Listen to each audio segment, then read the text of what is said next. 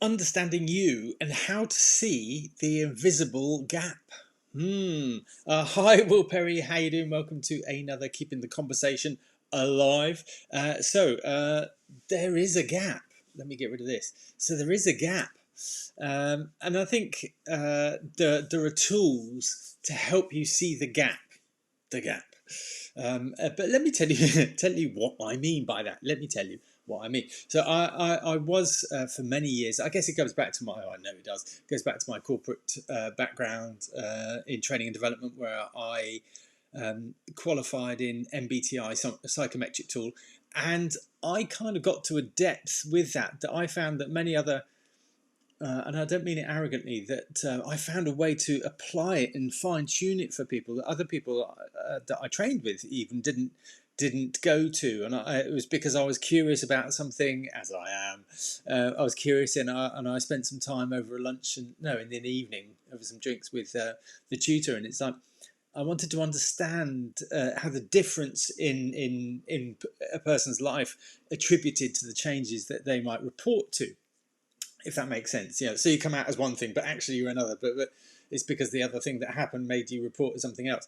So that nuance I found really interesting, and I was a believer of MBTI, but then I came across Jordan Peterson.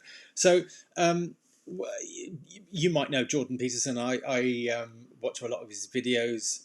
I've done a course with him on his personality tool, and the understanding of it, the depth of it, because it's something that I've started using with my clients, and I've replaced the MBTI tool.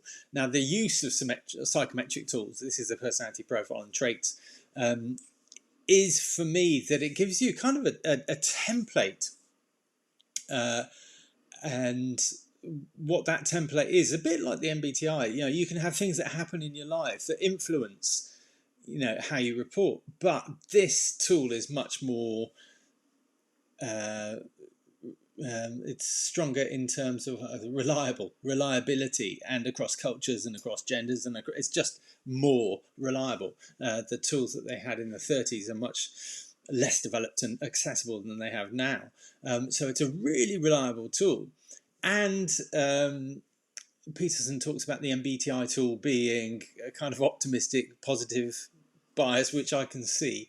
Whereas, this tool comes across with things how they are, and whether they're a little bit ugly or not, a little bit not what you want, or non-aspirational. So for me, it's an accurate tool, and I was really intrigued to find out about that and to discover more about it. And then, of course, I had all these questions I wanted, so I did the course.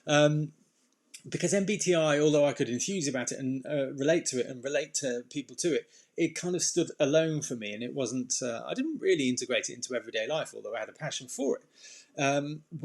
Whereas this certainly does more, and I found it personally really interesting for myself, and it's really helped me to kind of have the way I see it, have that template, and then I've got this understanding underneath where my personal situations, or what I said before, with the things that happen in life that create this difference of the two, how you report, and kind of understanding what happened in life. So for me, this is the template, and underneath is for me, the work I've done a lot of, and that I help other people with, is that self-esteem. What happened in your childhood that created the early beliefs, the deep dark ones, the negative ones, and then kind of marrying the two together to say, oh yeah, I'm not that yet, but that's because this. And for me, it's much more of a life tool than perhaps MBTI was.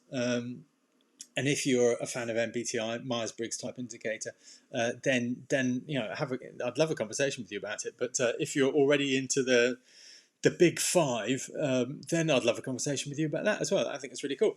So it's, for me, a personality tool that's both accessible because it's online, but reliable. It's a meaty report that it comes with, and it's a new language, and it's like, so I had to invest that time to understand it. But actually, once I've done that, and I'm not an expert in any means, but I've got that kind of understanding in there that I can now relate it to others. And as I say, I'm using it with clients now. I started using it with clients, whereas I can really help them have this template. And then it's like, right, the bits that were missing underneath, because you might have heard me say that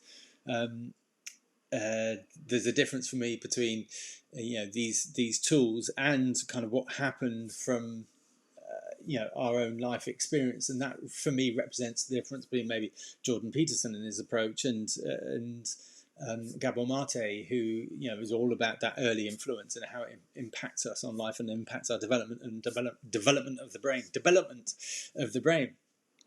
So for me, it's a really, really interesting tool for your own personal development, and I found it really interesting. So rather than a thing on its own, a nice thing that I could get passionate about and call up and get but didn't really have didn't do that often.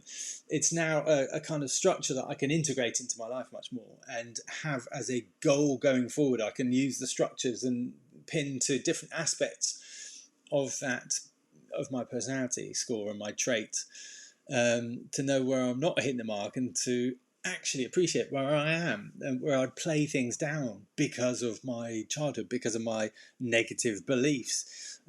So I find it's a really interesting tool. So I'm very open to your feedback on it. But also, if you've not tried it before, it's really accessible. You can go and do it. But also the interpretation of key and the bringing it to life is key, and that's something I think I know I have. Again, not being arrogant, but I have a skill in doing. I like making things pragmatic and understanding, and I'm quite creative around that. So I enjoy bringing things to life for people, and that's for me the bit that's missing on these. Sometimes they can be a bit cold, and this one's no different. So bringing it to life is important, and making it relatable to your life is key. Otherwise, it's a waste of time. So the MBTI is dead. Long live the big five. And the big five is, oh God, here we go. Openness, conscientiousness, extroversion, neuroticism, and agreeableness. And again, like many of these things, you need to learn the new language because it's not, neuroticism isn't quite around that. So there's a language and a structure that you have to understand. But again, for me, bringing it to life and making it relatable to somebody is part of the challenge, and that's what I find fun. So where the holes are, where the differences, where the gaps are between kind of this structure, which is very reliable, much more so than before, and kind of our experiences from childhood, the negative, the self-esteem, the low self-esteem, the low self-worth, the negative beliefs about ourselves, the propensity for negative emotions, as the big five might put it. So identifying the gap is really where it's at and where the interest is in terms of this is what I need to work on, or this is what I need to appreciate more about myself. That's where the whole self-esteem bit fits in for me, and that's what makes this really interesting and a really interesting tool. Whereas at first, when I first came across it, it was like, and hearing that he'd said self-esteem isn't real, and yeah, it's used in his and referenced in his psychometric tool. It's like, that's interesting. It's a phrase that we understand, that what it relates to, this sensitivity to negative emotion about ourselves, because that's the stuff that's so blimmin' difficult to change. That's the stuff that compounds us again and again. That's where we self-sabotage without realizing it. We do it automatically because it's in our subconscious. And that's the bit that's so difficult to get right. And that's the bit I've been tweaking and tweaking and tweaking for the last 13 plus years on myself and with clients. I've been very fortunate to work with clients that have been open to my approach, and that's a lovely thing. And been paying money for it, that's a lovely thing as well. But to be able to then refine it and refine it and refine it, and take clients, not all of them, some clients on that journey as well, and it's like what I'm seeing now is it's really nice that it's the next level. So it's like, yeah, that gap is what's important for you, and here's a structure that's really reliable to be able to see where you report as being, and also the bit underneath is really important to see and understand. It's like, why is there a gap there between this structure and kind of where I feel myself to be, and that's around the negative self-beliefs we have about ourselves. So is this making sense? I'd be really interested. So the holes, the gaps, this gap is really important where self-esteem fits in, and where we create the deviations, almost the deviations, the difference between this sort of reliable, really reliable tool. I think that's fascinating, because if it's reliable and we're not matching it, it's like, okay, why is that? Because we're all different, we're all unique, and we are unique, are we not? So that's really interesting for me, both in the positives and the negatives. Or as they'd say, more politically correct in the corporate world, the positives and the developmental opportunities. Yeah, they're not so good. So my invitation to you is find the tool that helps you understand you. The stuff that holds you back, the stuff that keeps you held back, the self-sabotage that keeps you going round and round in circles, the stuff that holds you back and compares you negatively, yourself negatively, against other people favourably. Oh, they're brilliant, they're brilliant. I'm not. I'm rubbish. Why am I so down on yourself? The anxiety, worrying about what might be. Everything that it goes on in your head to hold you back. And most of it, let's face it, is subconscious. You don't even realise you're doing it, because if you realise you're doing it, you go, shut up, grab yourself by the horns and do it. You'd be able to shut yourself up more easily if you were conscious of doing it. But of course we're not. We just kind of autopilot to it, and it's bloody frustrating and really difficult to control. So this is really important. I feel really important stuff. So my invitation is to you is to find the tool that helps you kind of identify that gap, understand it, and then bridge it. To be able to see that difference, it's absolutely key, and really useful, really, really, really useful, because it makes things much clearer, whereas they can be overwhelming, completely overwhelming. You can get lost in so many details, and so many times I've gone, and what we do is, when we have this issue going on, is that we blame circumstances and differences and things out there, and rather than pointing in here.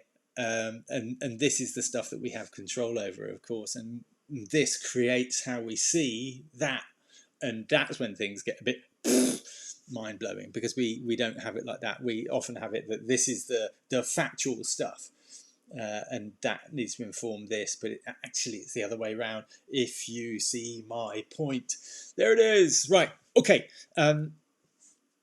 Let me know if that's of interest. Let me know if that makes sense and is interesting to you. Let me know what tests or personality tests or structures that you find reliable, that work for you, that help you see that gap that you need to then bridge and work towards, and help you become aware of what's hidden from us in the subconscious.